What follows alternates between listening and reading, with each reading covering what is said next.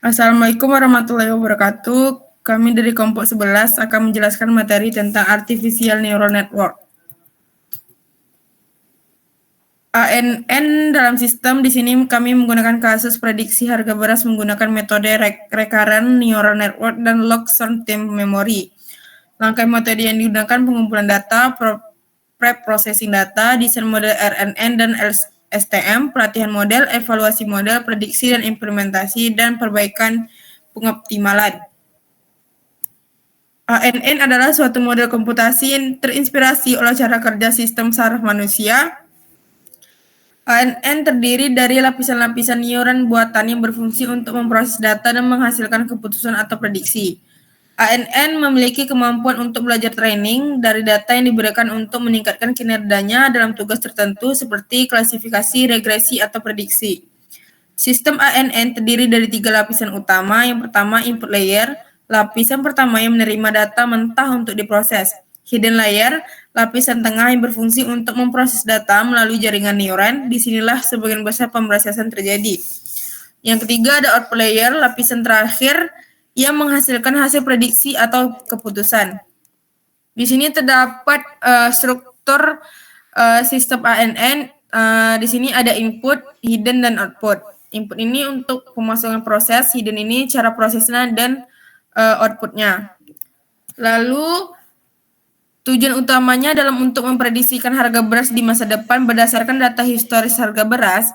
RNN dan STM adalah jenis jaringan saraf yang khusus dirancang untuk memproses data urutan atau time series, di mana hubungan antar data pada waktu sebelumnya mempengaruhi prediksi di waktu berikutnya. RNN memiliki kemampuan untuk mengingat informasi dari waktu sebelumnya, tetapi sering mengalami masalah dengan data urutan panjang atau vanishing gradient.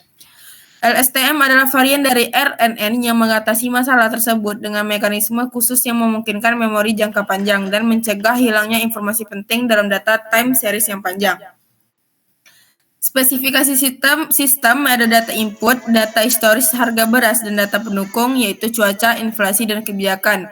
Modelnya yaitu jenis RNN dan LSTM, arsitekturnya input layer, beberapa LSTM hidden layers, output layer untuk prediksi harga. Metode pelatihannya yaitu optimasi, ADAM atau RMS probe, loss function, mean squared error atau MSE, EPOS-nya 100-200. Perangkat kerasnya CPU atau GPU. CPU ini dengan kecepatan tinggi atau GPU untuk dataset besar. RAM-nya 8 GB minimum, struknya SSD disarankan. Perangkat lunaknya menggunakan bahasa Python, library-nya TensorFlow atau keras, Pandas, NumPy, Matplotlib. Evaluasi model ini menggunakan MAE, MSE, dan RMSE. Aturan pembelajaran atau learning rule-nya, pembaruan bobot. Bobot diperbarui menggunakan algoritma seperti backpropagation berdasarkan kesalahan antara output yang diprediksi dan target. Hebbian learning ini bobot diperkuat jika dua neuron aktif bersama. Aturan aktivasinya, fungsi aktivasi mengubah input menjadi output seperti sigmoid, ReLU, TAN, atau softmax. Aturan propagasi maju atau forward propagation. Data ini dimasukkan ke dalam jaringan dan dihitung untuk menghasilkan output menggunakan bobot dan fungsi aktivasi. Aturan backpropagation ini kesalahan dihitung dan disebarkan kembali untuk membarui bobot guna meminimalkan kesalahan. Aturan regularisasinya mencegah overfitting dengan metode seperti L2, regularization, atau dropout. Aturan inisialisasi bobot. Bobot ini diinisialisasikan secara acak untuk menghindari masalah seperti vanishing gradient. Aturan pengaturan learning rate selama pelatihan untuk meningkatkan efisiensi, misalnya dengan decay atau adaptive learning rate. Input untuk prediksi harga beras. Yang pertama data historis harga beras pada periode sebelumnya. Yang kedua data eksternal, cuaca, inflasi, kebijakan pemerintah, jumlah produksi, dan permintaan pasar. Metode yang digunakan yang pertama pre-processing data. Yang pertama normalisasi, menyelaraskan skala data minimal atau sampai maksimal scaling atau standardization. Pemisahan data 80% untuk pelatihan, 20% untuk pengujian. Yang kedua, modeling dengan RNN dan LSTM. RNN ini memproses data urutan, LSTM ini menangani data time sharing panjang dan mengatasi masalah vanishing gradient. Yang ketiga, pelatihan forward propagation dan backward propagation menggunakan algoritma Adam untuk optimasi. Yang keempat, evaluasi menggunakan MSE atau RMSE untuk mengukur akurasi. Yang kelima, prediksi. Model digunakan untuk memprediksi harga beras pada periode mendatang. Lalu pengumpulan data itu yaitu variabel data harga beras. Data historis harga beras ini yaitu harian, mingguan, atau bulanan. Lalu data cuaca. Data cuaca ini suhu, curah hujan, kelembapan. Selanjutnya ada data inflasi, nilai inflasi yang mempengaruhi daya beli. Data kebijakan ini kebijakan pemerintah terkait harga beras atau impor atau ekspor. Data produksi ini data produksi beras, dan data permintaan ini data permintaan pasar. Selanjutnya akan dijelaskan oleh Miranda.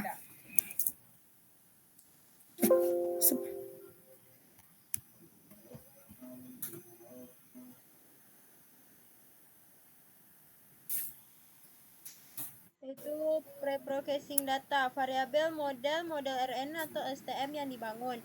Input set, bentuk input untuk model, jumlah fitur yang digunakan.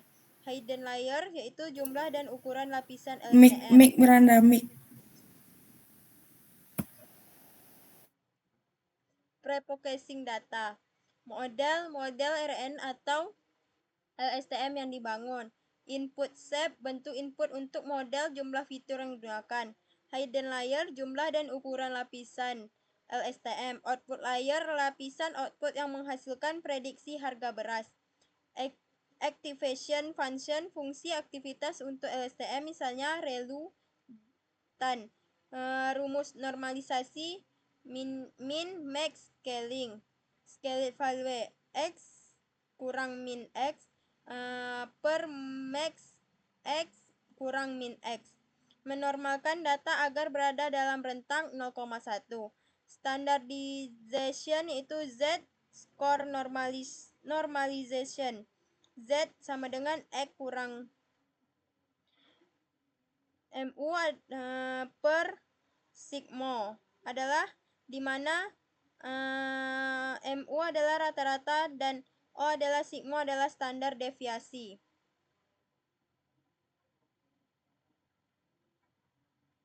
Desain model RNN dan LSTM.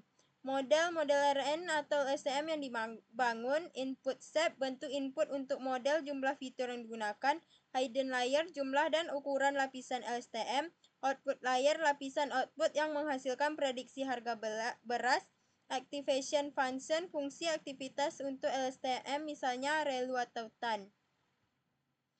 Pelatihan model yaitu optimizer, algoritma optimasi yang digunakan seperti Adam, loss function, fungsi kerugian yang digunakan seperti MSE, mean square error, epoch, jumlah epoch untuk pelatihan model misalnya 100, batch size, ukuran batchnya untuk pelatihan misalnya 32, history, menyimpan riwayat pelatihan untuk analisis lebih lanjut, akurasi, loss, dan lain-lain. Rumus optimasi Adam yaitu update bobot,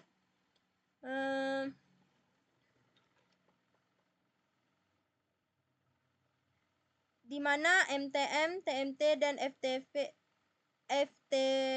TFT adalah estimasi pertama dan kedua dari momentum gradien, N etan adalah learning rate, dan epsilon adalah nilai kecil untuk menghindari pembagian dengan nol.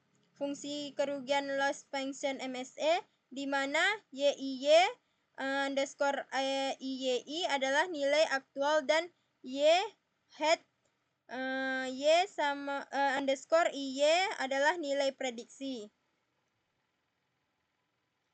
Variabel MSE mean square error. Selanjutnya evaluasi model MSE mean square error sebagai metrik evaluasi. Root mean square error MSE, MAE mean absolute error MAE, prediksi harga beras pada data pengujian, true values nilai harga beras yang sesungguhnya dari data pengujian. Rumus metrik evaluasi yaitu mean square error MSE, ini rumusnya, dan root mean square error RMSE sama dengan MSE, mean absolute error MAE 1 per N N I sama dengan 1, YI kurang YI. Prediksi dan implementasi. Prediksi dan purchase harga beras yang diprediksi oleh model untuk periode mendatang. Future date, data input untuk memprediksi harga beras di masa depan. Predicate value, prediksi harga beras untuk satu atau lebih periode mendatang. Perbaikan data pengoptimalan. Learning rate, menyesuaikan laju pembelajaran untuk optimasi. Model tuning, pengaturan hyperparameter untuk meningkatkan akurasi, misalnya menambah atau mengurangi lapisan LSTM. Early stopping, menghentikan pelatihan jika model tidak menunjukkan perbaikan untuk mencegah overfitting.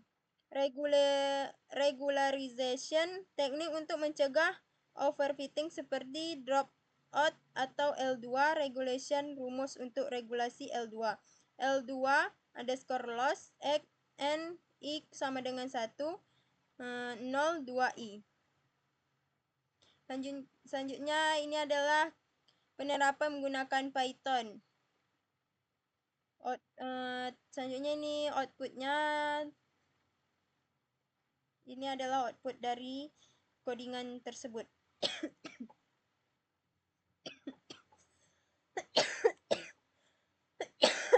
Baiklah, sekian presentasi dari kami. Jika ada kekurangan, kami mohon maaf. Assalamualaikum warahmatullahi wabarakatuh.